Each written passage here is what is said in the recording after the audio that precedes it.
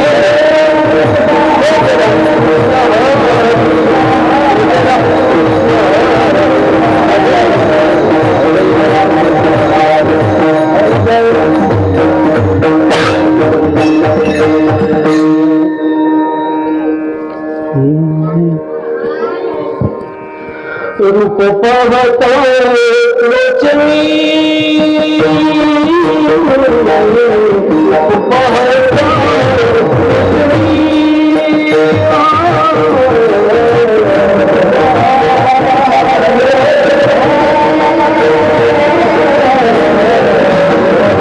पावता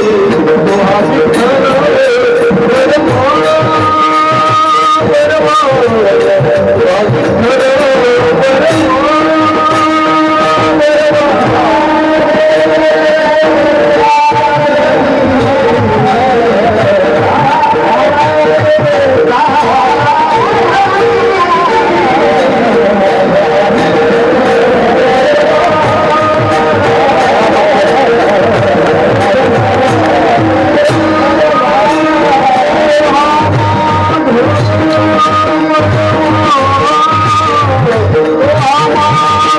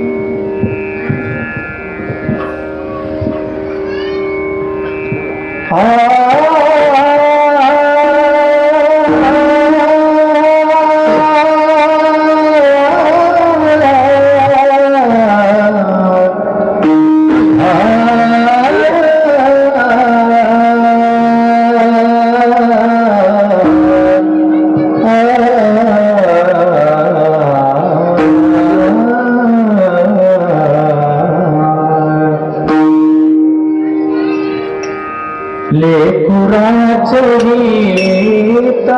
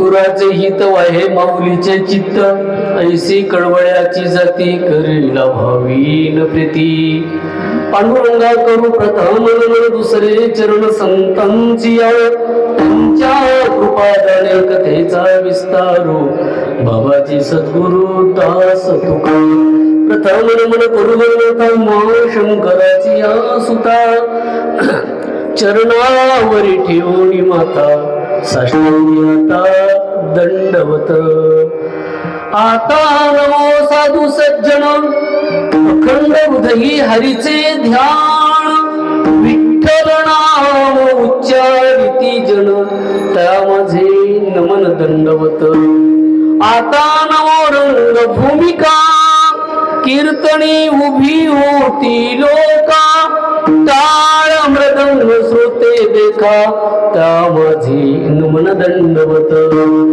ऐसे नमन करो मी सकळा हरी कथा बोले गोवडी अबोला अज्ञानी म्हणून कुलिया बाळा चलवी सकळा नावा म्हणे लोकाभिरामं रणरंग धीरं राजीवनेत्रं रघुवंशनाथं कारुण्यरूपं करुणाकरन्तं श्रीरामचन्द्रं शरणं प्रपद्ये मंगलभवन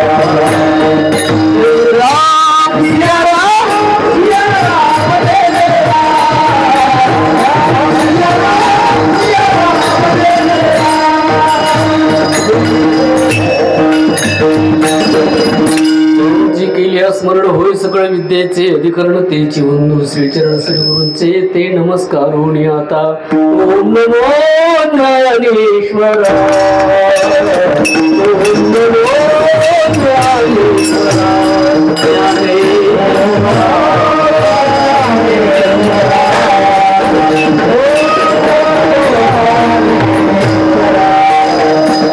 करा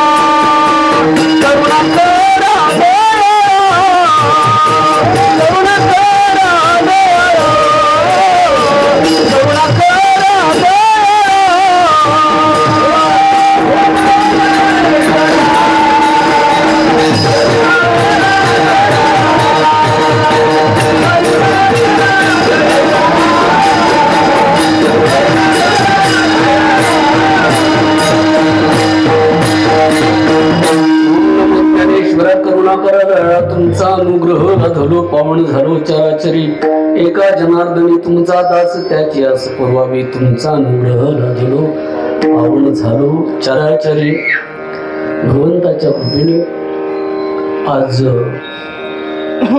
विकुंठवासी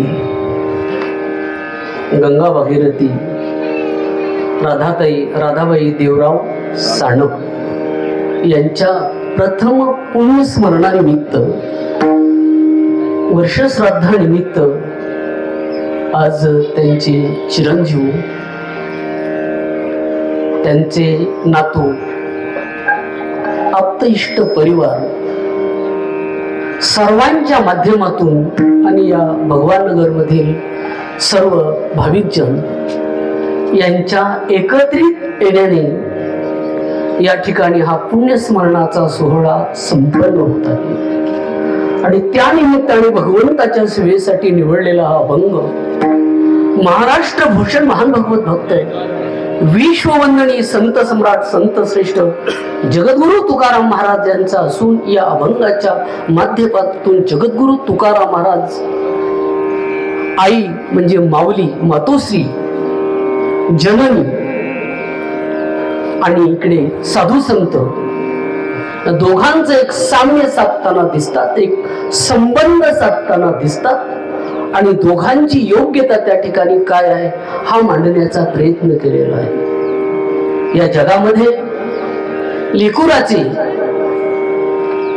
हित पाहणारी फक्त एक आईच असते आणि तिच्या चित्तामध्ये नेहमी आपल्या मुलाचं कल्याण व्हावं, त्याचं भविष्य उज्ज्वल व्हावं, त्याचं जीवन सुखी समृद्ध आणि संपन्न व्हावं, त्याच्यावर चांगले संस्कार व्हावं, त्याचं मनगट, त्याचं मस्तक हे काय झालं पाहिजे, बळकट झालं पाहिजे।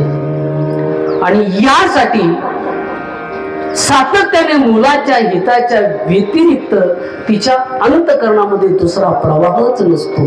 बाकीचे असतील प्रवाह पण ते कसे असतात, गौण असतात, त्याला तितकंस प्राधान्य दिलं जात नाही, आलं का लक्षामध्ये। आणि मानवीय जीवनामध्ये जसं आईवडिलांचं महत्व आहे त्याचप्रमाणे साधू संतांचंही कसं महत्व आहे। महाराज अभंगात सांगतात की लेकुराचे हित, माऊलीच्या चित्तामध्ये फक्त त्याचं हित हेच सातत्याने दिसून येतं, त्याच्या हिताचाच तिला ध्यास लागलेला असतो आणि म्हणून अशी असणारी ऐशी कळवळ याची जाती हा जातीवाचक शब्द या अर्थानं वापरला, वेगवेगळ्या ठिकाणी जाती हा शब्द वेगवेगळ्या प्रकारचा वापरला, बरोबर आहे की नाही। म्हणजेच अनेक वेळा अनेक विचारांची लोक, एका विचारांची लोक एकत्रित आली की आपण काय म्हणतो, वारकऱ्यांची जात निर्माण झाली।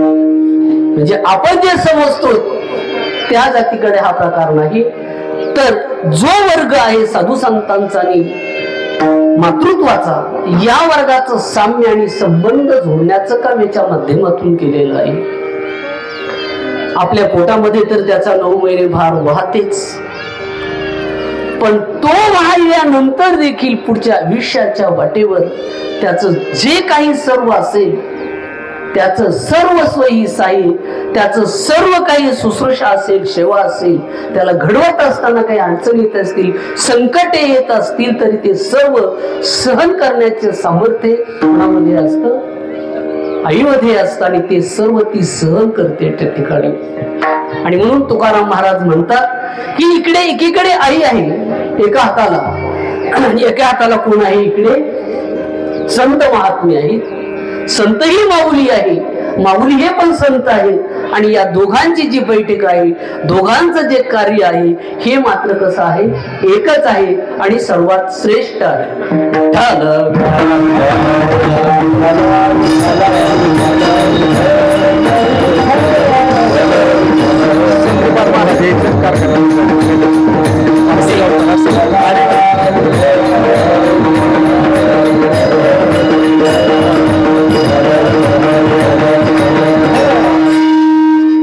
आपल्या वारकरी शिक्षण संस्थेचे जे अध्यक्ष आहेत सध्याचे माननीय हरिभक्त परायण संदीपान महाराज हासेगावकर, त्यांचं थोड्याच वेळात या ठिकाणी आगमन होत आहे। एवढे महापुरुष आपल्या मातोश्रीच्या पुण्यस्मरणाला येतात याचा अर्थ नक्कीच त्यांच्या जीवनाचं सार्थक झालं आणि त्यांचं प्रथम हे जे पुण्यस्मरण आहे हे देखील आपल्या दृष्टीने काय झालेलं आहे, साध्य झालेलं आहे. विठ्ठल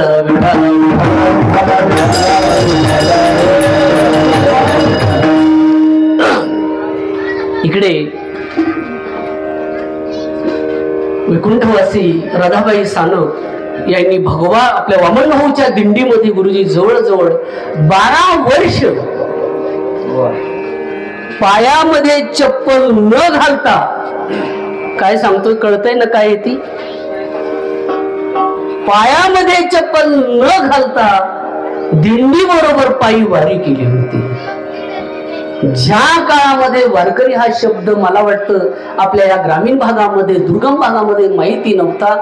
आपल्याला भजन करणारे माहिती होते तर पूर्वी फक्त गुरुजी आपल्याकडे ढोल लेझिम खेळणारे असते, डांबाडांग टांबाडांग सुरू रात्रभर. टाळ, पखवाज, विना, माधुर्य, स्वर या कोणत्याही बाबतीची ज्यांना अपेक्षा नव्हती असे असणारे कोण वारकरी, आणि त्या वारकऱ्यामध्ये आपली पताका बरोबर घ्यायच्या. आपल्याकडे गंध असायचा, कोणताही अखंड हरिनाम सप्ताह असेल की त्या सप्त्यात त्या गेल्या की तुळस आपल्या डोक्यावर घ्यायची आणि ती तुळस घेऊन वाडीत देखील आमचं 12 वर्षाचं गेल्या वर्षी तपपूर्ती झाली. त्याच्या अगोदर जवळजवळ 11 वर्ष त्यांनी ती सेवा पूर्ण वाडीमध्ये सुद्धा केली जवळपास. आलं का लक्षामध्ये? म्हणजे पंढरीची वारी करणं, पंढरीचे वारकरी ते अधिकारी मोक्षाचे. म्हणजे आपण साधे संत म्हणून जातात की होय होय वारकरी पायी पाये रे पंढरी, काय करावे साधन फळ घ्यायची तेने. किंवा पंढरीचे वारकरी ते अधिकारी मोक्षाचे. असा मोक्षाचे अधिकारी असणाऱ्या जरी शरीराने ते आपल्यासारख्या दिसत असल्या, संतही आपल्यासारखे दिसतात लक्षात ठेवा, पण त्यांच्या वृत्तीमध्ये, त्यांच्या बोधामध्ये, त्यांच्या मनस्थितीमध्ये मोठा फरक असतो. आणि म्हणून अखंड ही आळंदी पंढरीची वारी करायच्या. ही वारी करत असतानाच त्याच काळामध्ये ही वारी करत करत मला वाटतं पुढं त्यांनी त्यांचे 2 मुलं होते. एक महादेव वैकुंठवासी महादेव देवराव सानप. त्यांच्या आयुष्यामध्ये त्यांना फारसा इहलोकीचा प्रवास लाभला नाही आणि आले देवाजीच्या मनात तेथे कोणाचे चालेना या नियमाप्रमाणे त्यांनी या ठिकाणी इहलोकाची यात्रा संपली त्यांची. आणि पुढे राहिले ते दुसरे त्यांचे चिरंजीव म्हणजे मारुती देवराव सानप. दोघंही भाऊ. मी तर असं एकदा म्हटलं होतं की काय कुणाष्ट, पण आमच्या म्हणजे माझी आई आणि आपले मारुती भाऊ यांची पण आई, ह्या दोघी त्यांचं माहेर एकच गाव. आता त्यांचं कसं नाव ठेवलं बघा, मोठ्याचं महादेव आणि बारक्याचं मारुती, म्हणजे महादेव आणि मारुती, बरोबर आहे की नाही? म्हणजे शंकराचे अवतार. काय कुणाष्ट त्यांचंच आमच्यावर काही वजन पळ सावली पडली की काय, आमच्या आईने असंच केलं. एकाचं पांडुरंग नाव टेकलं आणि दुसऱ्याचं विष्णू ठेवलं. म्हणजे हे कुटुंबातलं 2 कुटुंबातलं आमच्या साम्य आहे. बरोबरीने आई वडिलांनी त्यांनी ऊस तोडला. अतिशय कष्टाळू माळकरी घराणा, सात्विक असणारी संतती ही आपल्या हिताच्या ठिकाणी जागे राहणारी. आणि म्हणून आज त्यांची एक मुलगी पाठीमागे आहे, तिचंही नाव सौ आसराबाई अंकुश सांगळे. लक्षामध्ये त्याचबरोबर आमच्याच गावामध्ये मी सांगितलं होतं की ज्यावेळी मी गावामध्ये प्रथम यायचं आळंदीला गेल्यानंतर माऊलींनी भरपूर दिलं. प्राध्यापक झालो, प्राचार्य झालो, डॉक्टरेट झालो, शिक्षण मंत्री असतील किंवा गृहमंत्री असतील यांच्या हस्ते कॉलेजला पुरस्कार मिळाले, मला मिळाले, सगळं काही झालं. पण हे करत असताना ज्यावेळी मी गावी कधी यायचो सप्ताहात, तर माझ्या गावामध्ये माझ्या आवडीची पहिली व्यक्ती विचारपूस करणारी दारावर भेटत असेल कोण, तर ते आमचे महादेव भाऊ भेटायचे. भेटल्यानंतर शेजारी आता नंतर तरी पण ती शेजारी जाऊ देत नसायचे, त्यांच्या घरी घेऊन मला नेहमी जायची. अनेक वेळा राहण्याच्या याच्या सोयीच्या दृष्टीने जवळ त्यांच्याकडे निवारा असायचा, तिथं घेऊन जायचे. आणि शेवटी वाट लावताना जरी गावातले पाराच्या पलीकडे आले, पुढे आले, तरी पण शेवटी घर त्यांचं असल्यामुळे शेवटपर्यंत वाटा लावायला देखील ते असायचे. बरोबर आम्ही गुरे सांभाळले, डोंगरामध्ये शेळ्या सांभाळले, अनेक प्रकारचे खेळ एकत्रित खेळलो. पण ठीक आहे, ईश्वराची इच्छा असेल तिथे, बरोबर आहे ना. आएगा सो जाएगा राजा रंग फकीर. कितने सिंहासन चढे एक पळले जंजीर. जगाचा नेम ज्याला यावं लागतं त्याला जावं लागतं. विठ्ठल त्यांच्या पाठीमागे महादेवच्या पाठीमागे त्यांची पत्नी आमच्या विमलताई, त्याच्यानंतर त्यांची 3 मुलं आहेत. एक बालाजी महादेव साणप, दुसरे केशव महादेव साणप आणि तिसरे अमृता महादेव साणप. आज 3ही मुलं वडिलांच्या पुण्याने त्याचबरोबर मामाच्याही कृपा आशीर्वादाने त्यांच्या सहकार्याने मार्गदर्शनाने तिघही आता चांगल्या जॉबच्या पाठीमागे मोठमोठाले पेट्रोल पंपासारखे उद्योग व्यवसाय सुद्धा गुरुजींनी अगदी त्यांच्या हातामध्ये दिलेले आहेत. त्यांच्यावर ती जबाबदारी, त्यांच्यावर तो विश्वास टाकलेला आहे. आणि म्हणून असं हे चांगला असणारा हा परिवार, या परिवारामध्ये या मातोश्री गेलेल्या आहेत. मातोश्रीचा स्वभाव कणखर होता, वारकरी पद्धतीचा होता. त्यामुळे बऱ्याच वेळा स्पष्ट बोलणं असायचं. आमच्या आईची त्यांची अतिशय मैत्री असायची, दोस्ती असायचे. आम्ही एकत्रित राहणारो, सगळे एकत्रित वावरणारो, एकत्रित खाणारो, पिणारे, बसणारे, उठणारे सगळे आमचे व्यवहार एकत्रित व्हायचे. असं एक संस्काराचं हे कुटुंब. आणि आमच्या या कुटुंबावर आमचे मारुती भाऊ असतील, त्यांचे गणेश आणि मनोज 2 मुले आहेत. बरोबर आहे की नाही? हा सगळा एकूण जर परिवार पाहिला तर या सगळ्यांच्या पाठीमागे आमचे आशीर्वाद कोणाचे होते तर ते वैकुंठवासी राधाबाई यांचे होते. विठ्ठल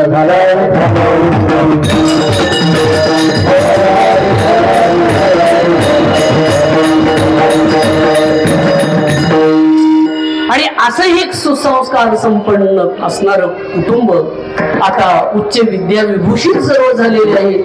आणि अशा कुटुंबामधल्या मातोश्री गेल्यानंतर आज 1 वर्षाने आपण काय करायला करत आहोत?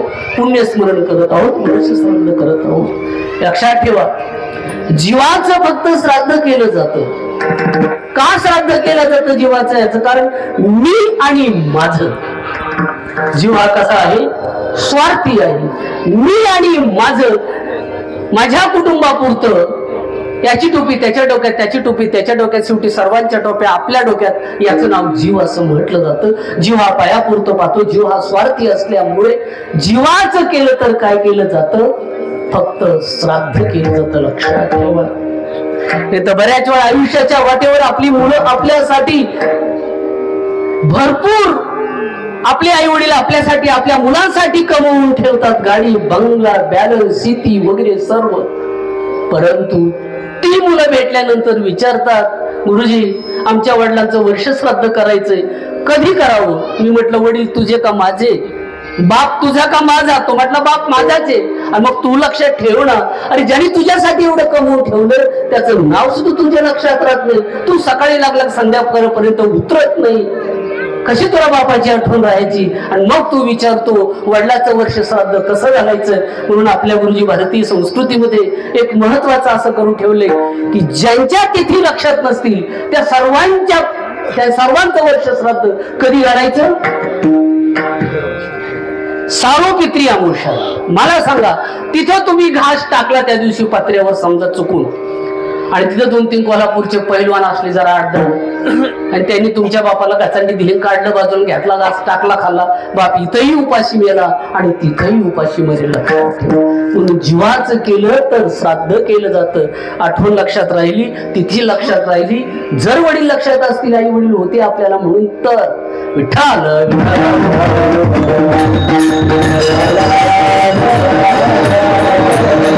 देवाच्या बाबतीत मात्र देवांचं काय केलं जातं?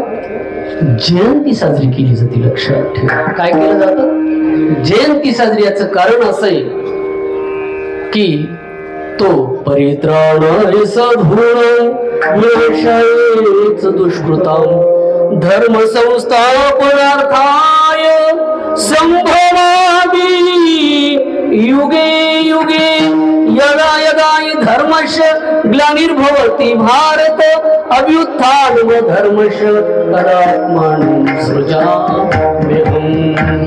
म्हणजे युगायुगाच्या प्रारंभी तो अवतीर्ण होतो, दुष्टांचा नाश करतो. अवतार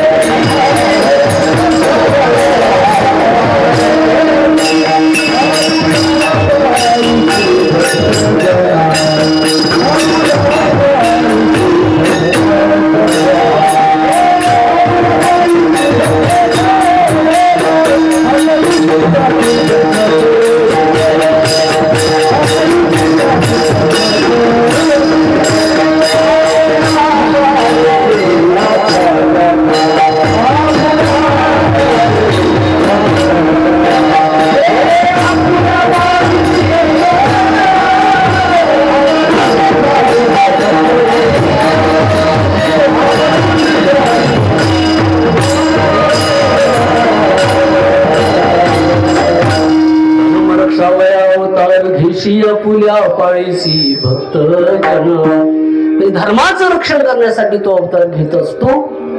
परित्राणाय साधून विनाशायच दुष्कृतम धर्म संस्थापनार्थाय संभवामि युगे युगे.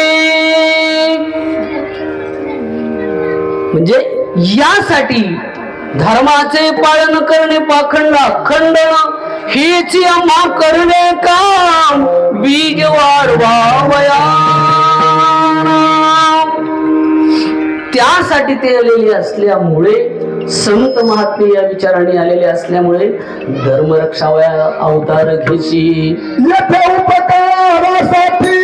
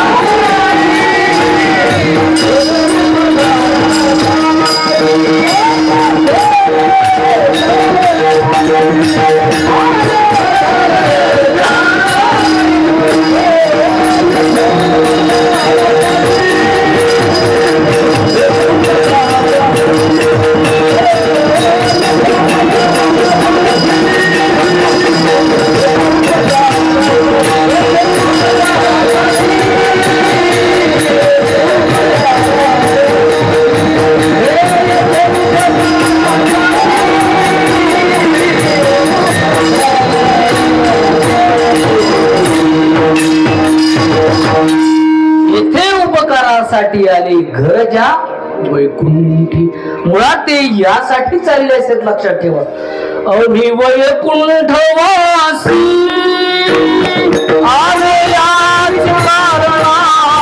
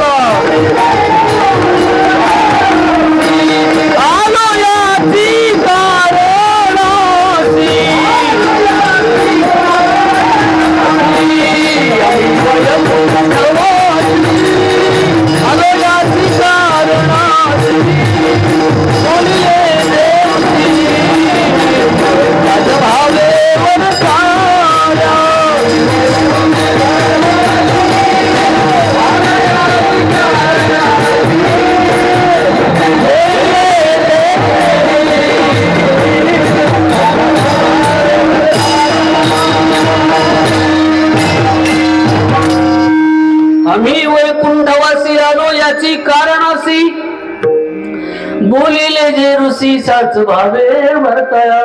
झाडू संतांची मार्गण राणी भरले जग उचिष्टाचा भाग शेष उरला तू सेव. यासाठी संत महात्मे येत असतात. आणि मी सांगितले की देवाची आपण काय करतो जयंती करायोनी संभव प्रगटाला हा राघव. परंतु संत महात्म्याच्या बाबतीत मात्र त्यांचा वेगळाच हेतू असतो लक्षात ठेवा. ते कशासाठी आले असेल मुळात जे करंजले गंजले त्यासी मोने जोडावे तोची साधूळ खावा देवतेची जाणवा. रंजल्या गांजल्या जीवांचा उद्धार करण्यासाठी ते आलेले असतात. तुझी साधू ओळखावा किंवा धन्याज दिन झाले संतांचे दर्शन. आईमध्ये आणि संतांमध्ये कोणतं साम्य येतं पहा. का येतो कळवळा म्हणून या बुडत आहे जन्म देखणी डोळा येतो कळवळा म्हणून या. समाज हा अधपतनाच्या मार्गाने चाललेला आहे, अज्ञानाच्या मार्गाने चाललेला आहे, विनासंस्कारी होत चाललेला आहे. असा भरकटलेल्या समाजाला रणामधून अंधकाराकडे दुःखाकडे जाणाऱ्या समाजाला काय करतात ते प्रकाशाकडे ज्ञानाकडे आणतात. आणि म्हणून संतांना आपण काय म्हणतो माऊली म्हणतो. माऊली देखील माऊलीनं तुम्हाला माहिती इंद्रायणीच्या तीरावर पाहिल्याबरोबर काही लोकांनी इंद्रायणीमध्ये उडी टाकून सचिल कपड्यासकट स्नान केलं. त्याला सचिल स्नान असं म्हटलं जातं. झोळी फाडली मधुकरीला गेले तर, परंतु कुठेही त्यांच्या साहित्यामध्ये हा शोकांतिकाचा भाग आपल्याला दिसून आला नाही. उलट ते म्हणतात किंबहुना सर्व सुखी पूर्ण हो नीती लोकी भजिजो अधि पुरुखी अखंडित आता विश्वात्मके देवे येणे वाग यज्ञ तोषावे तोषोणी मज द्यावे असाय संत जसं जड जीवांचा उद्धार करतात ना त्याचप्रमाणे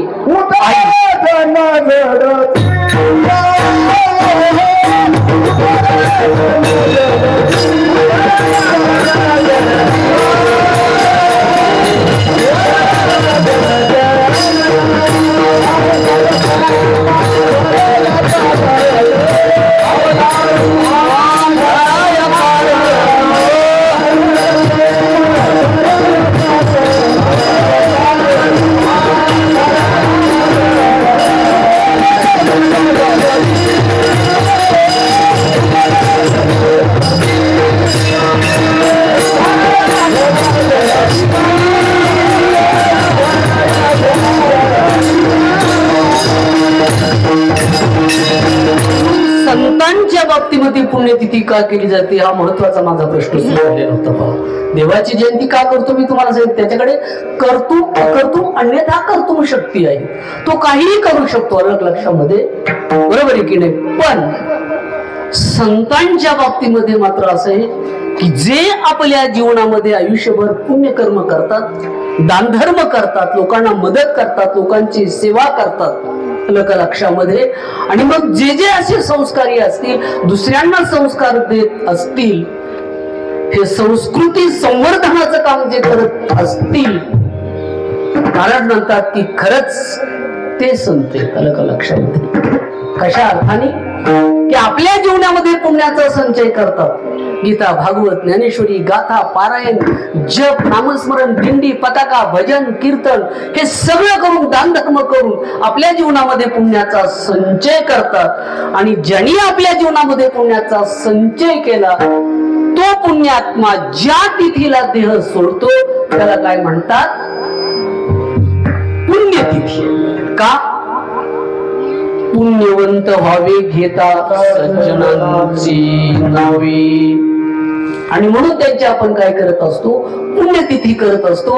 आणि म्हणून आज या मातोश्रीचं काय आहे प्रथम पुण्यस्मरण आहे. विठ्ठल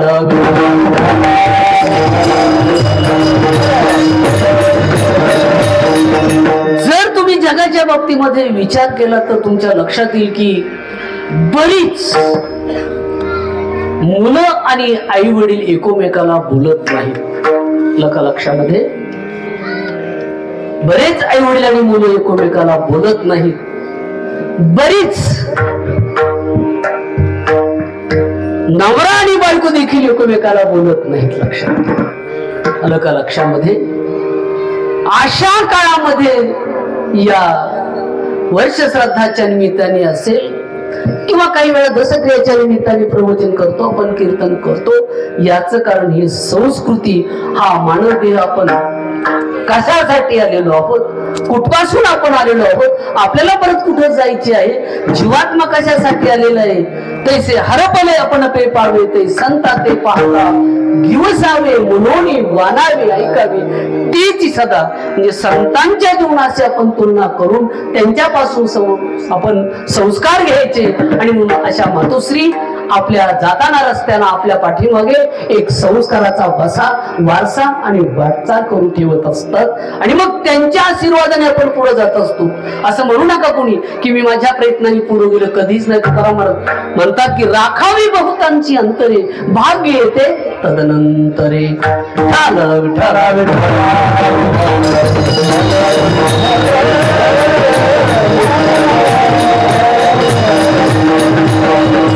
आणि म्हणून तर ही ज्ञानदानाची जी परंपरा आहे ही पुढे ठेवण्याचं काम आज त्यांची नातू देखील करत आहे. ही अतिशय आनंदाची आणि महत्वाची गोष्ट आहे, याची आपण नोंद घेतली पाहिजे.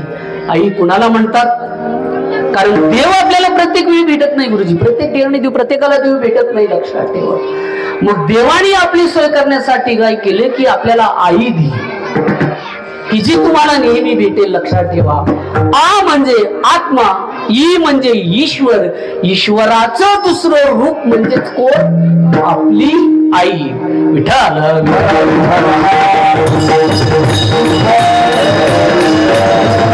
श्यामची आई या पुस्तकामध्ये आचार्य अत्र्यांनी त्या प्रस्तावनेमध्ये असं लिहिलेलं आहे की मातृत्वाचा महामंगल्याचा स्त्रोत म्हणजे कोण असतं? ती आपली प्रत्येकाची आई असते. लक्षात ठेवा, तिची शिवी ही सुद्धा आपल्यासाठी काय असते?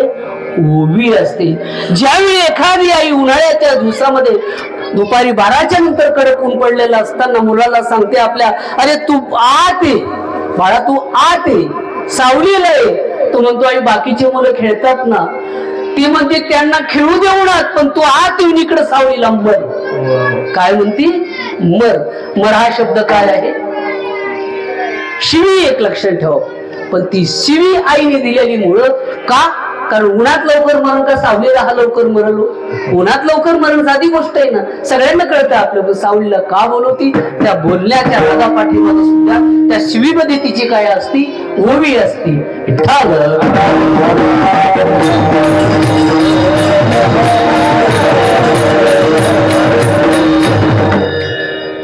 आईच्या बाबतीमध्ये सांगताना असं म्हटलेलं आहे की आई जी लेकराला प्रसवत असताना, जी लेकराला जन्म देत असताना मुलाला म्हणत नाहीत. मुलं मोठी झाल्यावर त्याला मुलं म्हणतात, पण लहान याला काय म्हणतात? लेकरू म्हणतात. शिळीचं काय म्हणतात तुम्ही? बारकं कडू बकरू. बकरू म्हणता का नाही? मेंढीचं कोकरू, आईचं लेकरू. म्हणून तुकाराम महाराज म्हणतात लेकुराचे हित.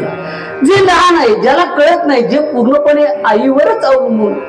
आणि म्हणून आईचे सांगत असताना त्याने एक महत्वाचा मुद्दा असा मांडलाय की आई ज्यावेळी त्या मुलाला प्रस्तवत असते त्यावेळी तिच्या भावना कशा पाहिजे? शुद्ध पाहिजे. तिने काही आहार विहाराचं पालन केलं पाहिजे, काही धार्मिक ग्रंथाचं तिने श्रवण मनन केलं पाहिजे, जपजाप्य केला पाहिजे, प्रदक्षिणा घातल्या पाहिजे, चांगले ग्रंथ वाचले पाहिजे, चांगला आहार घेतला पाहिजे. इथपासून म्हणतात की अरे दुधात टाकून घेतली की ती काय बोललो? गोऱ्या रंगाचं गौरवर्ण प्राप्त होतं. इथपासून त्याच्यासाठी आंबट खायचं नाही, त्याच्यासाठी तिखट खायचं नाही. बरोबर आहे की नाही? म्हणजे प्रत्येक गोष्टीची ती आईची काळजी घेते. कधी? पोटात असल्यापासून त्याच्या काळजीला सुरुवात करते. आणि म्हणून आईच्या सद्भावना, सद्वासना त्या मुलाच्या पाठीमध्ये ज्यावेळी ती प्रसवती त्याच वेळी असल्या पाहिजेत. लक्षात ठेवा. त्याच्यानंतर ती उदार असली पाहिजे. बरीच लोक श्रीमंत उदार नाही, उपयोग काय? उदारच नाही, एक म्हटलं लग्नच करत नाही. का करत नाही? गडगंज संपत्ती ना. तो म्हटलं जर समजा मी सर लग्न केलं तर ही संपत्ती माझ्या मुलाला वाटून जाईल ना. लग्नच करत नाही, याला काय म्हणतात? कंजूस म्हणतात. म्हणजे अवदार्य श्रीमंती पण उदारता नाही. म्हणून आई जवळ ते काय असावं? उदार हा गुणधर्म असावा. तिने मुलाला मुक्त असताना दिलं पाहिजे. आलं का लक्षात? म्हणून ती काय आहे? आई. एवढंच नाही, आईने मुलाला नेहमी आनंदी ठेवण्याचा प्रयत्न केला पाहिजे आणि त्याच्या आनंदामध्ये तिने सहभागी झालं पाहिजे.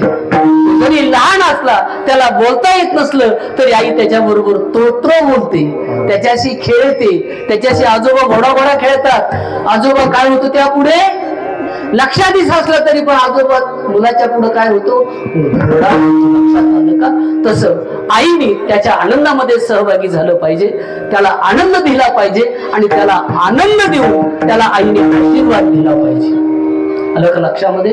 पुन्हा अजून आईने काय केलं पाहिजे पुढे? आईने त्याची दृष्ट काढली पाहिजे. ज्यावेळी तो समाजामध्ये फिरतो तेव्हा त्यावेळी त्याची काय काढली पाहिजे? ज्या पद्धतीची काही दृष्टी असेल त्या पद्धतीने तिने त्या दृष्टी काढल्या पाहिजेत. म्हणजे तिची भावना, तिची सदिच्छा त्याच्या पाठीमागे उभं राहिली पाहिजे. आईने आपल्या मुलाला मांडीव घेतलं पाहिजे. आजच्या युगात थोडस अवघड आहे, बरोबर आहे की नाही? आईने त्या मुलाला आपल्या मांडीवर घेतलं पाहिजे. अनेक वेळा तिला आई म्हणतात. आई कुणाला म्हणतात? परत आईने आपल्या हाताने आपल्या मुलाची पाठ थोपटली पाहिजे, त्याला आशीर्वाद दिला पाहिजे. कारण त्या हातामधून, त्याच्यामधून काय होतं, त्या ठिकाणी जे आपलं ऊर्जा म्हणतो, ती ऊर्जा त्याच्या शरीरामध्ये काय होती, त्या ठिकाणी प्रवाहित होती, पाझरती, पर्क्युलेशन होती त्याच्या शरीरामध्ये. आणि म्हणून तिने आपल्या हाताने त्याला काय केलं पाहिजे? थोपटलं पाहिजे. आईने मुलाला नटवलं पाहिजे, सजवलं पाहिजे. काय केलं पाहिजे? सजवलं पाहिजे, नटवलं पाहिजे. त्याचे कपडे, त्याचे ड्रेस, त्याचा काय आमच्या भाषेमध्ये काय मेकअप असेल ते त्याला तसं सजवलं पाहिजे. आईने झोपी घालवत असताना देखील त्याला शृंगार करूनच झोपी घातलं पाहिजे. खाऊ घालूनच त्याला काय केलं पाहिजे? झोपी लावलं पाहिजे. लक्षात ठेवा, तिला आई म्हणतात.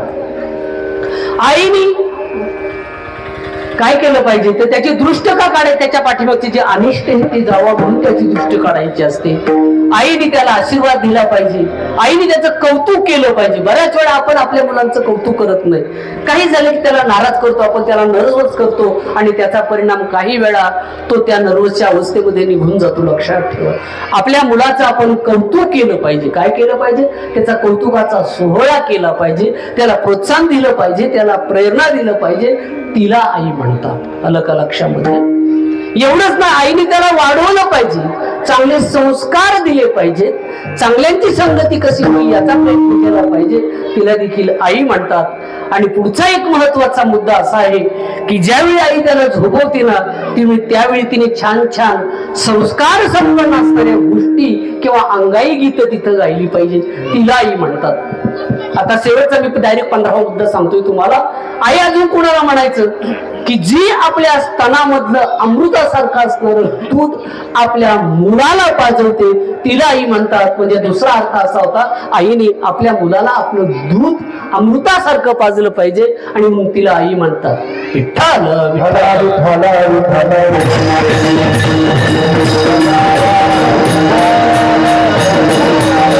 आणि म्हणून आई वडिलांच्या बाबतीमध्ये बऱ्याच वेळा आज सांगण्याचा योग म्हणून मी सांगतो की आपल्याला दुर्लक्ष होतं. बऱ्याच वेळा आयुष्याच्या वाटेवर त्यांनी आपल्यासाठी एवढं कमवून ठेवलेलं असतं, परंतु काही वेळा आपल्याला त्याची जाण राहत नाही.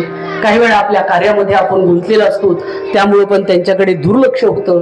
तसं होता कामं नाही. आई वडिलांचे केवढं मोठं सामर्थ्य असतं. लक्षात ठेवा, बाप एक आधार असतो, तो असताना आपण फिकीर कसली करतो? बाप एक आधार असतो, तो असताना आपण फिकीर कसली करतोय? बापाची माया पाणी असते तर आईची माया ऑक्सिजन असते. या दोघाशिवाय आपण जगू शकतो नाही. खरंच बाप एक आधार असतो. लक्षात ठेवा, आपण त्याचे वारीस असतो. आपण त्याचे वारीस म्हणजे वारसदार असतो. याचा त्याला किती अभिमान असतो. माझा मुलगा आहे, माझा मुलगा आहे, याचा त्याला किती अभिमान असतो. बापाचं मन हे नारळासारखं प्रेमळ असतं, वरून कठीण पण आतून मात्र ओलं असतं. लक्षात ठेवा, म्हणून बापाचं मन आपल्याला कधीच कळत नाही, जाणवत नाही, पण बाप मात्र एक आधार असतो. बाप आपल्यासाठी दिवसाची रात्र, रात्रीचा दिवस करतो, रक्ताचं पाणी करतो आणि आपल्यासाठी झिजतो, कष्ट उपसतो, पण आपले लाड मात्र पुरवतो. लक्षात ठेवा, वेळप्रसंगी उपासही राहतो, पण बाप आपले लाड पुरवतो. कधी कधी आपल्यावर तक्त करतो, रागवतो, पण ते आपल्या भल्यासाठी, आपल्या हितासाठीच असतं. बालपणी आपल्याला बोटाला धरून चालायला शिकवतो, काड्या खांद्यावर घेऊन खेळायला शिकवतो. आलं का लक्षामध्ये? पण त्याच्या या हळवार मायाचा स्पर्श आपल्याला अनेक वेळा जाणवत नसतो आणि म्हणून बाप एक आधार असतो. विठ्ठल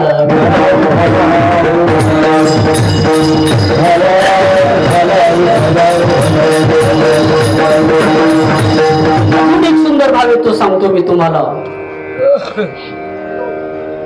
बाप माझा स्वाभिमानी त्याच कण खरवाना, त्याच्या काळजात सुद्धा लाजाळूची संवेदना, त्याची पहाडाची छाती त्याच हृदय गुलाब, त्याच्या घामाच्या थेंबांना हिऱ्या मोत्याचा बाब. बाप घराचा तो पाया ऐकणस त्यावरी, खच तो ना पाया तेव्हा उसळत बाप तलवार ढाल, बाप पेटती मशाल, बाप जागवतो म्हणून घर झोपते खुशाल. उलाढाली करीतो हा बाप फक्त घरासाठी, घर बायकोनी मुले यांना जगविण्यासाठी. बाप होतो वेळा पिसा एका एका पैशासाठी.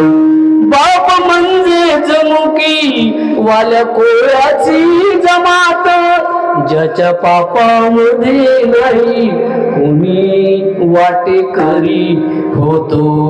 बाप म्हणजे कसा जसा पाण्यातला मासा, ज्याच्या डोळ्यातला थेंब कुणा दिसणार कसा. बाप साठवी तो अश्रू वाट पाहे त्या क्षणाची, जन्मभर कदाचित बाप रडणार नाही, परंतु ज्यावेळी लग्न मंडपामधून मुलगी जायला निघते शेवटचा शब्द टाकते, बाबा मी जाते आता म्हटल्या बरोबर बाप जागेवर खांबाला टिकून खाली बसतो आणि डोळ्यातून अश्रूच्या धारा वाहू लागतात. जसा एखाद्या धरणाचा बांध एखादा धरण फुटवानी पाण्याचा ओघ 12 वाटांनी पाडावा तसा बाप साठवी तो अश्रू वाट पाहे त्या क्षणाची. जन्मभराचे रडतो लेक जाताना सासरी, ज्याने जपले जीवाला तळ हाती पाकळ्यात, अशा बापासाठी यावे दोन आसवे डोळ्यात. बाप थकल्यावरती त्याचा बोलावा धार, काय उपयोग पुन्हा किती घातले पितर.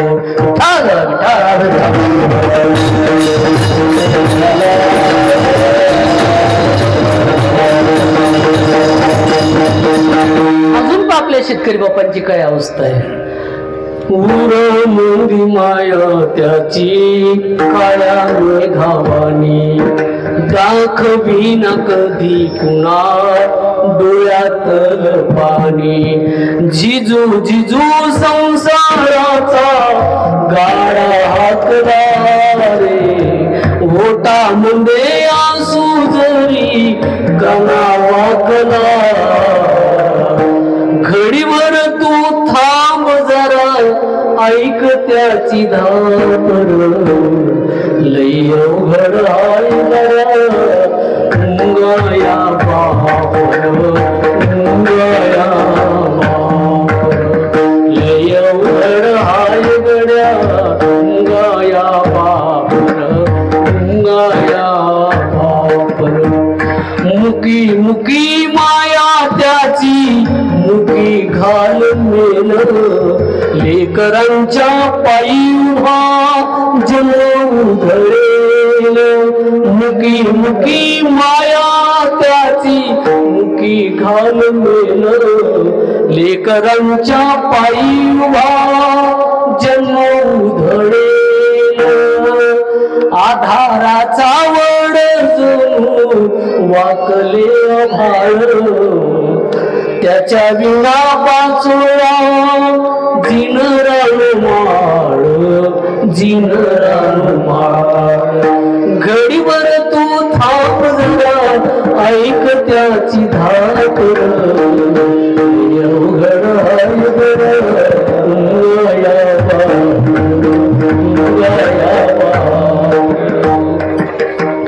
किती जरी लावले तू आभाळाला हात तुझी चिंता मुक्कामाला त्याच्या काळजात मुलगा कुठेही फिरायला जाऊ शिक्षणाला जाऊ बाहेर जाऊ पण त्याच्या मुक्कामाच तो कुठं गेलाय कुठपर्यंत गेलाय त्याचं काय चाललंय ती चिंता कुठं असते फक्त बापाच्या हृदयामध्येच मुक्कामाला असते किती जरी लावले तू आभाळाला हात तुझी चिंता मुक्कामाला त्याच्या काळजात बघ तर डोळ्यातील कधी कासावीसी तुझ्या पायी राबवली आहे त्याची खुशी आपल्यासाठी सुद्धा आपल्यासाठी वडिलांची खुशी असते लक्षात ठेवा म्हणून म्हटलं घडीवर तू थांब जरा ऐक त्याची धाकर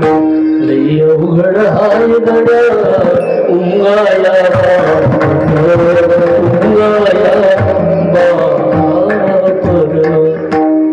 असे वडिलांचं जीवन असतं लक्षात ठेवा इकडे वडिलांचं जीवन संपलं की वडील ड्युटीला जातो नोकरीला जातो अर्थ अर्जनासाठी जातो घरी शिल्लक असते आपल्या जवळ ती आपली आई असते एक तर आईचा एवढा सहवास असतो की 9 महिने आपण तिच्या पोटामध्ये असतो आणि त्यानंतरही अनेक वर्ष आपण तिच्या बरोबर राहत असतो कुठे काही दिसले की आपण होतो आई काटामाटा तरी आई ग काही झालं तरी आई ग बरोबर आहे की नाही आई आपल्या नेहमी सोबत असते आणि बरोबर असते आणि म्हणून आईचं सुद्धा तुम्ही लक्षात ठेवा कमी नाही आलं का लक्षामध्ये आई तेवढीच प्रेमात त्यागाची मूर्ती असते आई ही सेवेची मूर्ती असते लक्षात ठेवा अहो रात्र आपल्या मुलासाठी ती कष्ट करते कोण असते ती फक्त आई असते निरपेक्ष मनाने या जगात लोक प्रेम करतात करत नाही असं नाही साधू संतांचा जर वर्ग सोडला तर अनेक लोक प्रेम करताना दिसतात सब पैसे की भाई दिल का साथी कोई नहीं रे सब पैसे के भाई जब तक अपनी पल्लव पैसा तब लोग सलाम करे ना पैसा निकल गया तो कोई न मीठा बोले सब पैसे को मान दुनिया में पैसा बना भगवान जिसके पास नहीं है पैसा उनको नहीं है मान गरीब बिचारा पंडित हो उसके करे धिक्कार काय करतो पैसा बघा पैसा पैसा तेरी कितने नाम परशा पुरुषो और परस ज्याच्याकडे बिलकुल पैसा म्हणता ए परशा इकडे मत तिकडे मत थोडा पैसा आला परसरामजी पाटील आणखी आला की परसराम पाटील जी तुम्ही या जरा आमच्या घराला नाही म्हणजे असं याला महत्व आहे पण या सगळ्यापेक्षाही तिथं लोक प्रेम करते पण याच्यापेक्षा आईचं मात्र प्रेम काय आहे वेगळं आहे लक्षात ठेवा आई माझी मायेचा सागर दिला तिने जीवनाकार आई वडील माझे थोर काय सांगू त्यांचे उपकार जीवनाच्या वाटेवरती किती असतो त्यांचा आधार आई माझी मायेचा सागर दिला तिने जीवनाकार रख रख त्या उन्हात रण त्या रानात राहिलीस तू माझ्यासाठी कष्टाच्या घामात कधी मिळेल मुठभर घास कधी घडे तिला उपवास तुळविले काट्याचे फास आई माझी मायेचा सागर दिला तिने जीवनाकार नभीची तू चांदणी चंद्राची तू छाया मला हवी जन्मभर, तुझ्या शीतल छायेमध्ये उभे आयुष्य जगेल. आई देवापाशी सुद्धा मी तुलाच ग मागेन. आई माझी मायेचा सागर. हे आई आणि वडिलांचं आपल्या जीवनामध्ये, तुमच्या माझ्या प्रत्येकाच्या जीवनामध्ये हे दुःख आहे. पहा, आई एक नाव असतं, घरातल्या घरात गजबजलेलं गाव असतं असं म्हटलेलं आहे. त्याच्यापेक्षा आई म्हणून कोणी आईस हाक मारी, ती हाक ऐकता कानी मज होय शोककारी. ज्यांची जीवनामधून आई निघून गेली, मातृछत्र हरपलंय ना, त्यांच्या जीवनामध्ये कवीनं असं म्हटलेलं आहे की आई म्हणून कोणी जोराने लोकांनी हाक मारली की माझ्या हृदयाला काय भरते, धडक भरते लगेच. आलं का लक्षामध्ये? आई म्हणून कोणी आईस हाक मारी. आलं का लक्षा? म्हणून अशी असणारी मातोश्री, आणि मग या मातोश्रीच्या जाण्याने हा परिवार दुःखी झालेला आहे. आता 1 वर्ष होत आलेलं आहे, पण खरं पुण्याचा हा मोठा पुण्यस्मरणाचा योग आलेला आहे. या निमित्ताने मला एवढंच सांगायचं की जसं आज बालाजी असेल, केशव असेल किंवा अमृता असेल, आमचे मारुती भाऊ असतील, त्यांचा सगळाच परिवार एकूण यांच्या माध्यमातून आज हा आजीचा आईचा सोहळा मोठा संपन्न आणि चांगल्या दिमागात होतो. आयुष्याच्या वाटेवर कदाचित जाताना नुसतं जेवून जाऊ नका, जेवायला कुठेही मिळेल तुम्हाला त्याची काळजी करू. पण लक्षात ठेवा, आपल्याही भविष्यामध्ये आपल्या मुलाने आपली आठवण ठेवून त्याची स्मृती ठेवून असा कार्यक्रम केला पाहिजे. म्हणून ही आई धन्य आहे. विठ्ठल.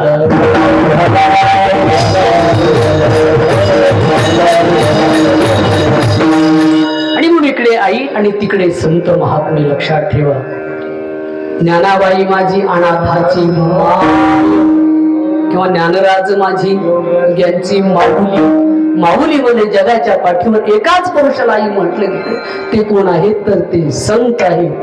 तेची संत ज्यांचा आहे एक विठ्ठल. आणि म्हणून तुकाराम महाराजांनी या ठिकाणी आई आणि संतांची काय केलेली आहे, तुलना केली. हे अभंगाच्या प्रथम चरणात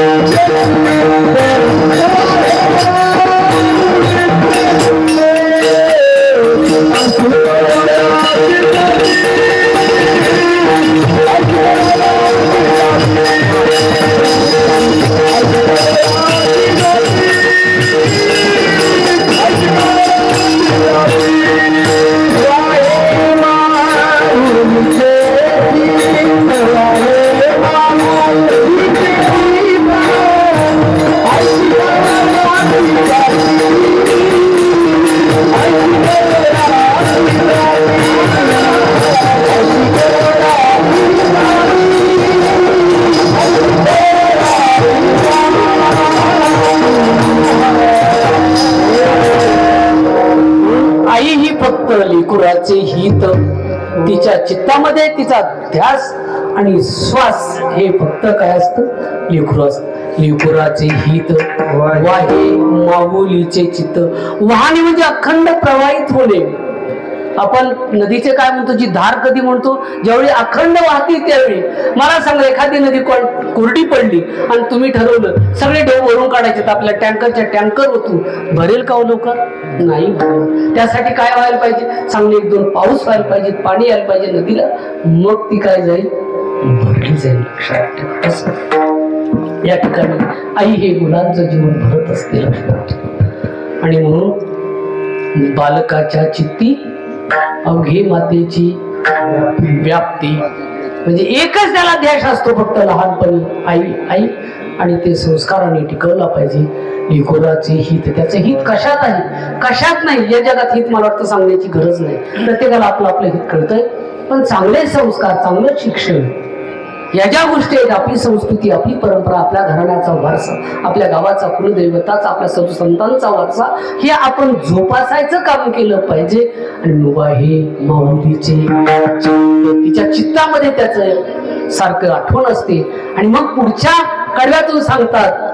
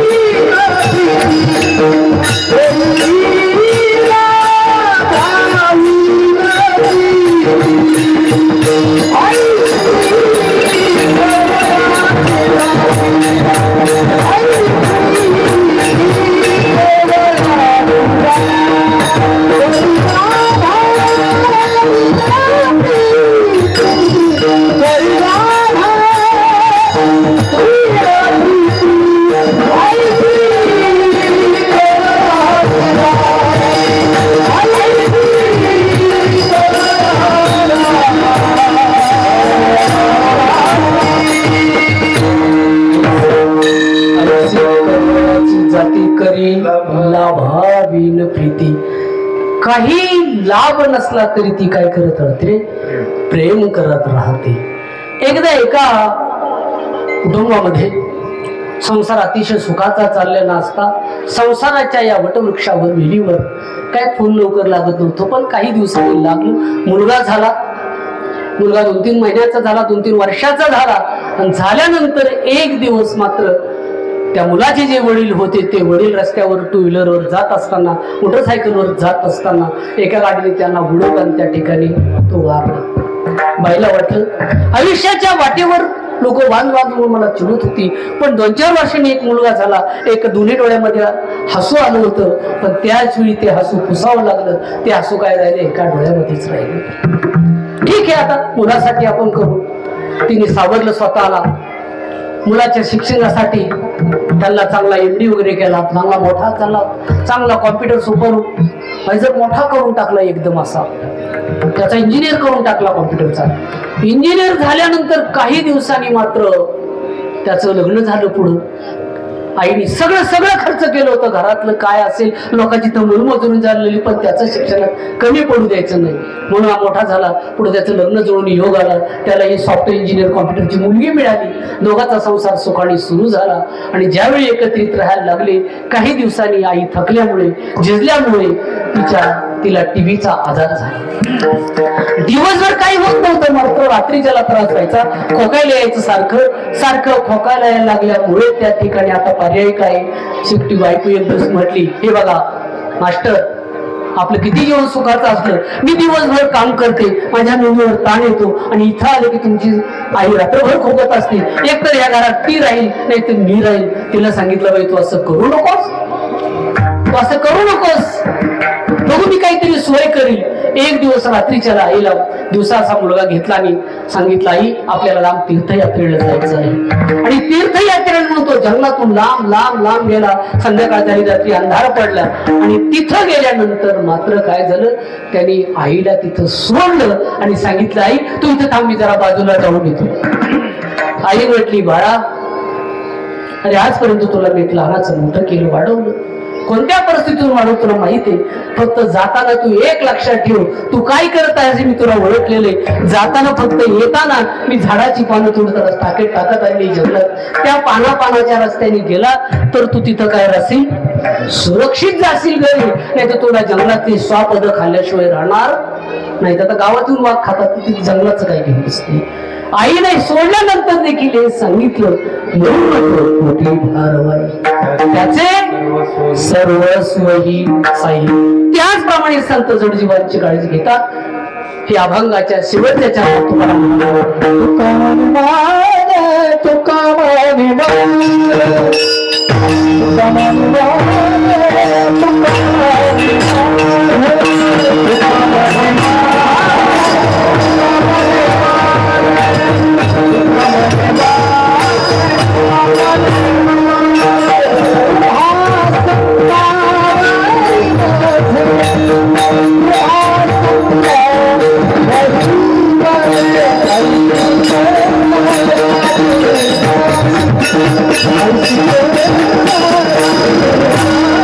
Thank you.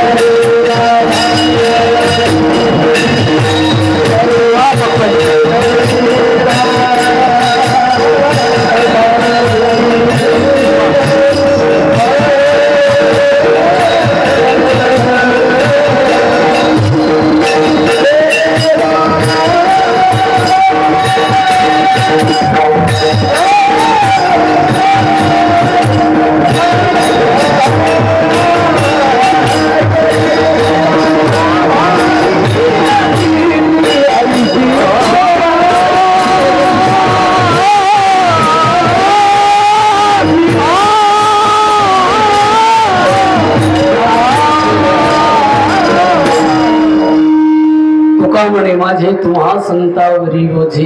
या ठिकाणी संत आणि माता हे दोन्ही सारखे आहेत.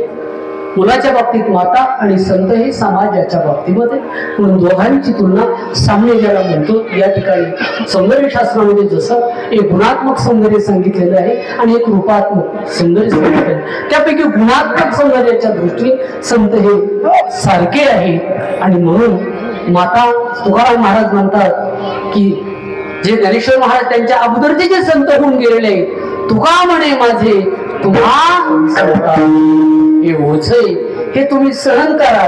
ओझ कोणाकडे दिलं जातं ज्याच्या अंगात शक्ती आहे, ताकद आहे. ओझ कोणाचं घेतलं जातं जो कमकुवत आहे त्याचं. आणि म्हणून तुमच्या संतावर माझं हे ओझ आहे. मोठ्या एकदा प्रेमाने भजन करायचे. या ठिकाणी आज वैकुंठवासी गंगा भागीरथी राधाबाई देवराव सावंत यांच्या प्रथम पुण्यस्मरणानिमित्त वर्षश्राद्धानिमित्त आज त्यांचे चिरंजीव मारुती यांची मुलगी आसाबाई, त्याचबरोबर दुसरे वैकुंठवासी महादेव देवराव सावंत आणि त्यांचे चिरंजीव महादेव भाऊंची चिरंजीव बालाजी असतील सर, आमचे शिक्षण क्षेत्रामध्ये अतिशय चांगलं काम गुरुजींच्या मार्गदर्शनाने करत आहेत. सामाजिक बांधिलकी जपण्याचा ते गुरुजींच्या पाठीमागे गावात असताना केशव असेल किंवा अमृता असेल, ज्यावेळी आम्ही सप्ताहाच्या यावेळी जातो त्यावेळी तिथे त्यांची धावपळ, त्या कामामध्ये असणारी मदत, जिथे जिथे कमी पडले तिथे ते पुढे उभे राहतात.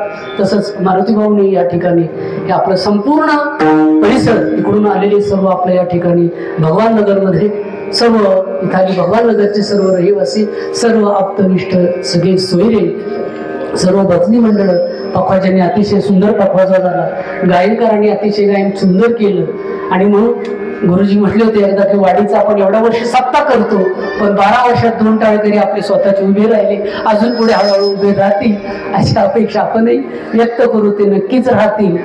या संपूर्ण परिवारा पाठीमागे माझ्याही मिसाळ परिवाराचा खूप मोठा वाटा आहे. आमचे गुरुजी, आमचे काका, आज मला वाटतं थोड्या दिवसातच तेही अमृत महोत्सव जो वर्ष म्हणतो 75वी त्यांची संपन्न होत आहे. माऊली पांडुरंग भगवान परमात्मा भगवान बाबा वामन भाऊ त्यांना दीर्घ आरोग्य, ऐश्वर, सुखी समृद्धी, संपन्नता देऊ माऊली चरणी प्रार्थना करतो. आपण एवढे मोठे आशीर्वाद देणे की नाही आहेत, पण एक सद्भावना सुद्धा इच्छा परिवाराच्या वतीने, आमच्या वाडीकरांच्या वतीने, आपल्या सर्वांच्या वतीने आपण सर्वजण या ठिकाणी आलेले, भाऊ मुंबईहून आलेले आहेत, अनेक पलीकडच्या वाडीतले आहेत, परत तिकडं हे आपले सोपान भाऊ आहेत, तिकडे चंद्रभान भाऊ आहेत, अजून बरेच असे या ठिकाणी अनेक आपली सगळी मंडळी आलेली आहे. मी नामोल्लेख फक्त निमित्तासाठी घेतला. जसं मारुतीरायांनी जसं महादेवांचं काम होतं त्याच्याही पेक्षा मारुतीचं काम पुणे आहे. आणि म्हणून आज या कुटुंबाने हा तुका म्हणे गाजे वैकुंठी सोहळा याही किंवा गेल्या होऊन ईश्वर कीर्ती राहिल्या त्या कीर्ती जगा माझी विठोबा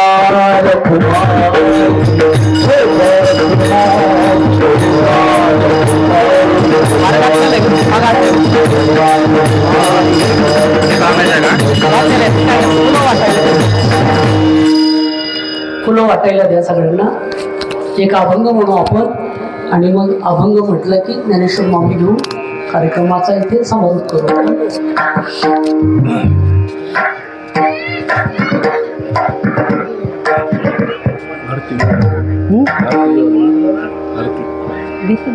थोडी आरती घेतील नको ना? बरं ठीक.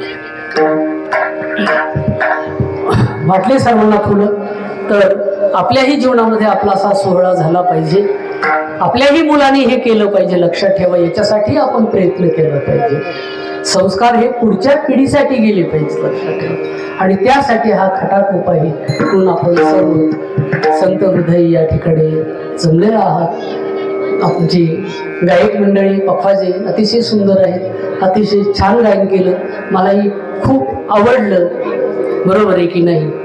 त्यामुळं आपण सर्वांनी एकल्याचा नव्हे खेळ म्हणून मेळ किंवा कलियुगा माझी करावे कीर्तन जेणे नारायण विठ्ठल विठ्ठल म्हणा वेळोवेळा, हा सुख सोहळा आणि म्हणून आपण सर्वांनी मोठ्या प्रेमाने करायचं आहे.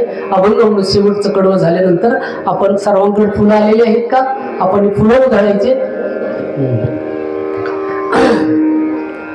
आम्ही जातो तुम्ही कृपा सुद्यावी,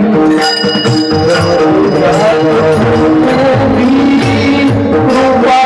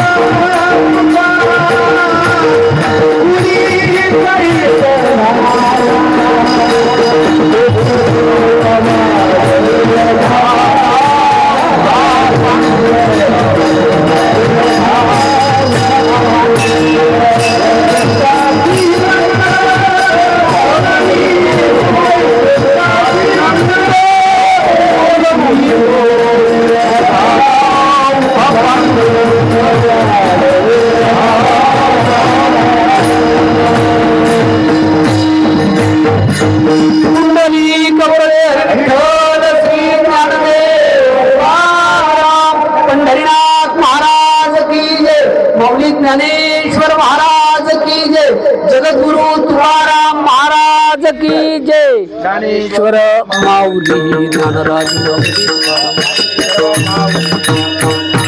ज्ञानेश्वर माऊली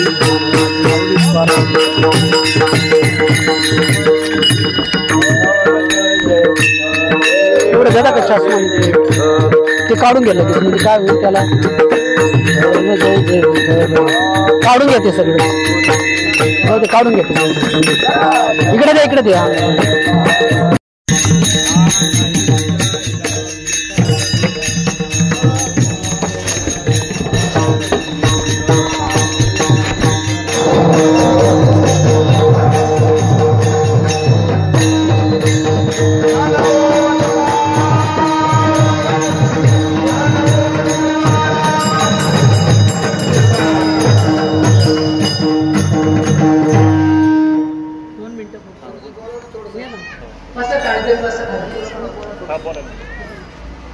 हो झालं वेळेतच हो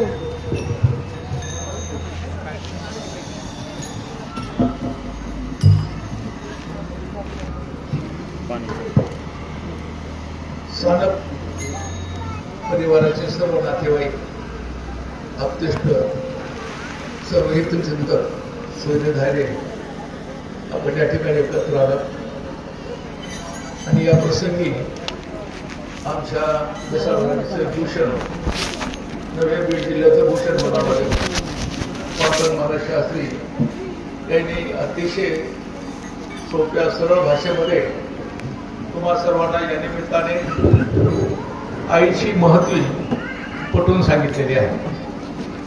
खरं म्हणजे आमची वाडी फार छोटीशी आहे, पण त्या वाडीमध्ये असे काही हिरे जन्माला आले की कुणी कल्पना करू शकत नाही. आता तुम्ही बघितलेले हे पंढरपूर महाराज शास्त्री हे पुण्याचे फर्ग्युसन कॉलेजचे PhD आहेत. आपण कल्पना करू शकणार नाही. महाराष्ट्रामध्ये नव्हे भारतामध्ये पुण्याचं फर्ग्युसन कॉलेज सर्वात प्रसिद्ध आहे शिक्षणाच्या बाबतीमध्ये. इंग्रजांच्या काळात पहिले विद्यापीठ पुण्याला तयार झालं, दुसरं मद्रासला तयार झालं. आणि ह्या विद्यापीठाची अशी इतकी महती आहे, इथं शिक्षण एवढं दर्जेदार मिळतं की पंडित नेहरूंनी त्यांची मुलगी इंदिरा गांधी या कॉलेजला शिकायला ठेवलेली होती. ही त्या कॉलेजची परंपरा आहे. आणि त्या कॉलेजचे हे MA PhD आहेत. आणि आळंदीला एका कॉलेजमध्ये अतिशय गाजलेले प्राचार्य म्हणून ते काम करत आहेत. खरं म्हणजे जिथं पिकतं तिथं फारसं विकत नाही. दळकी मुलकी डाळ बराबर असते. आपल्या समाजातून आताच माझ्यावरून एवढा मोठा माणूस वाढत आहे की आपल्या सहजाशी सर्वांना किंमत कळत नाही. असो, दुसरे आमचे इथं बसलेले दुकान महाराज, ते महाराज आहेत आणि फौजदार म्हणून रिटायर झाले दुसरवाडीचे. बघा, मुंबईला त्यांनी फौजदारकी गेलेली आहे. साधं सिंपल राहणार, काही कमवलं नाही पुण्या आयुष्यामध्ये फौजदारीमध्ये. जे काही थोडी पुंजी पगारातून आणि तिथून मिळाली असेल सॅचो करून थोडंसं तसंच मिळालं. आणि आळंदीला एक छोटस घर बांधलं आणि तिथं स्थायिक झाले. म्हणजे अशी माणसं फार कमी आढळतात आपल्याला. आपण त्याची किंमत करत नाही. फौजदार होऊन एवढा साधा माणूस असू शकतो का कोणी? हवालदाराच्या घरामध्ये सनमाईकचे कपड असतात आणि सनमाईकचं सामान असतं सगळं. पण अशी मंडळी आमची पुण्याची, ते माझे जवळचे नातेवाईक आहेत, मित्र आहेत. हे आमच्या चुलत भावाचे चिरंजीव माझे पुतणेच आहेत. तिसरं तुम्हाला पुन्हा आश्चर्य सांगतो, तुमच्या इथंच मागे फौजदार होते वाले साहेब, ते वडील इथं बसलेले आहेत. त्यांची चिरंजीव तुमच्याकडे फौजदार होते. जाण्याला बऱ्याच दिवस तुम्हाला माहित असेल. आणखी सर्वात आश्चर्यकारक तुम्हाला गोष्ट सांगतो, आमच्या वाडीचं एक सुवर्णरत्न ते समोर बसलेला आहे, तुमच्या गेवराईच्या न्यायालयामध्ये न्यायाधीश आहे. म्हणजे एवढ्या छोट्या वाडीची एवढी मोठी परंपरा आहे, हे कुणाला विश्वास सुद्धा बसणार नाही. आणि म्हणून आम्ही खरं ह्या सर्वांच्या रत्नांचे कुठंतरी एकदा आयोजन करून सत्कार करावेत अशी माझी मनोमन इच्छा आहे. ते आम्ही पूर्ण करू. या निमित्ताने अतिशय सगळे पाहुणे रावले आहेत. राधा मामी बद्दल आता आम्ही सर्वच वाडीतले लोक त्यांना मामी म्हणायचो. काय म्हणायचो, कुठलं नातं करत होतं, काय होतं काही मला आम्हाला माहित नव्हतं. पण सर्वजण जेवढं मला मामा म्हणायचो आणि राधा ताईला मामी म्हणायचो. सगळेच या नातेवाईकांनी वागायचो. त्यांचे दोन्ही चिरंजीव अतिशय चांगले निघाले. दुर्दैवाने त्यांना मी माझी बहीण दिलेली थोरले चिरंजीव महादेव हे काही वर्षापूर्वी अपघातून निघून गेलेत. मारुती या ठिकाणी येऊन संसार थाटवलाय. पोरांना त्या ठिकाणी जमीन दिली. सगळे कुटुंब सुखी समाधानी आहेत. आता त्यांचे महादेवचे दोन्ही मुलं सर्व्हिसला आहेत आमच्या संस्थेमध्ये. सगळ्या गोष्टी ओके आहेत. पण आता आई गेल्यानंतर ती एक पोकळी तयार होते, तिची कोणी भरपाई करू शकत नाही. हे महाराजांनी अनेक त्यांच्या काव्यातून आणि शब्दातून आपल्याला समजलेलं आहे. या निमित्ताने आपण सर्वाला साधा परिवाराच्या वतीनं, कारण मी त्यांच्या फॅमिलीतला आहे, मी माझी बहीण त्यांच्याकडे आहे, म्हणून मला अधिकार आहे की त्यांच्या वतीनं मी आपल्या सर्वांचे आभार मानतो. आणि टाळकरी पकवादकार गायक मला फार चांगले आवडले. माझ्याकडे 3 दिवसाचा सप्ताह असतो. मी पुण्याहून आनंद देऊन गायक बोलतो, पण असे जुने घोडं अतिशय चांगले त्या भागामध्ये अजून, म्हणजे त्याच्याबद्दल त्यांचंही कौतुक केलं पाहिजे.